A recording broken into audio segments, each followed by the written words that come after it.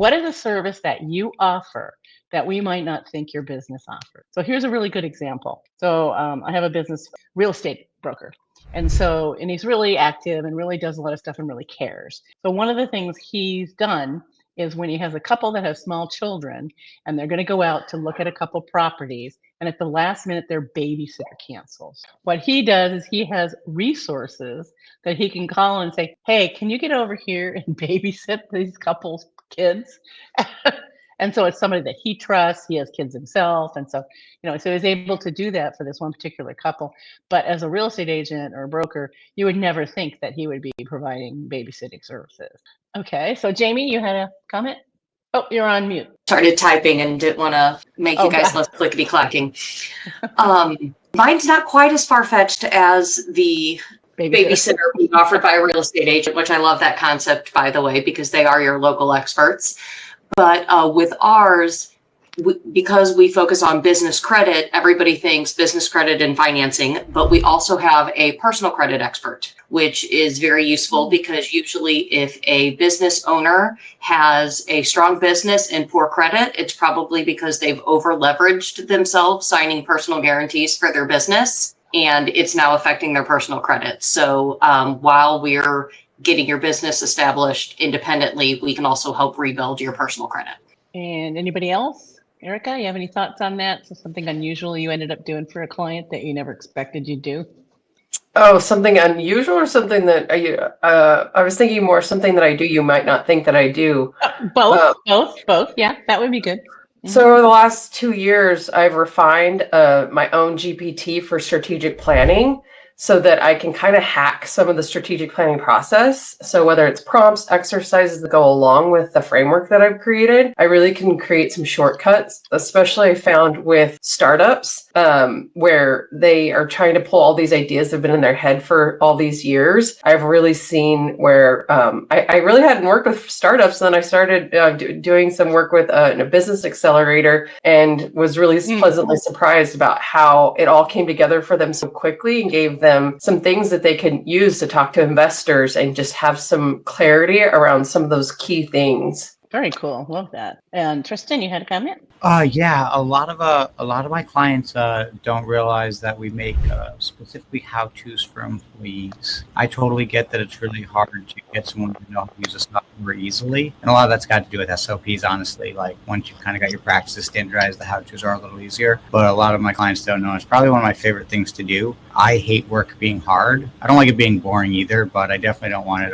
unnecessarily hard or confusing. So making how-tos that are super, super easy to understand and usable by everyone. So that way, so when you have someone sick, someone can do it. They're not going to have the work rate, obviously, but they can effectively do the job if the person calls out. So I'd say one of the most recent ones that happened to me was last week, was when I had my client, one of my clients who's growing rapidly and doing a capital raise and doing some mergers and acquisitions. And I wanted to have him meet with his tax strategist that we've got, I got him connected with, to talk about this year could be a lot different than last year. And let's talk about that, make them aware so they can help us make sure that we implement some strategies that will make a difference. Because sometimes there are certain timelines around those kinds of strategies. So introducing people to that. But I have to say that the Alignable platform has really provided me with a lot of really talented resources, people that are pretty experienced and, that I think are world-class, and I think that, through my own one-to-ones with them can determine, where they're at and sort of vet them so that I feel comfortable, passing them on to somebody else because I know that they will do a good job. Like I belong to B&I. And so whenever I refer somebody within B&I, that's the understanding is that you're going to treat these clients really well, because if you don't, you're going to be seeing me every week. I'm going to call you out on it. Very true.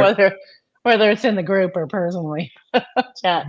But yeah, so great. Okay. So Erica, what are you finding is the biggest, thing that you're working on right now, or maybe what excites you the most right now that maybe we can somehow help? Yeah, I've been pulling together a 90-day sprint. So really looking to partner with those like CEPAs, certified exit planning advisors, or people who are, preparing their business, whether it's for funding, startup, or they've grown despite themselves and they need some structure, or You know, like those people are usually like the boss has like shiny object syndrome or the squirrel, you know, or they're the bottleneck. So really putting some systems into place in those ones that are really looking to scale or grow or haven't been able to get over that plateau. And then also the people who are looking to exit by having this foundation. So I'm looking to model how some of those financial, the Exit Planning Institute, they do more of these sprints, but really wanting to work, hold the hand, take them through and really get clarified on these things, but do it in a way that they see traction quickly. Great. I love that. Well, you know, definitely Jamie is a good person to connect with. And then on the exit strategy part, Tristan probably knows a lot of people that can help facilitate that whole process. Not, I mean, outside of you, but, you know,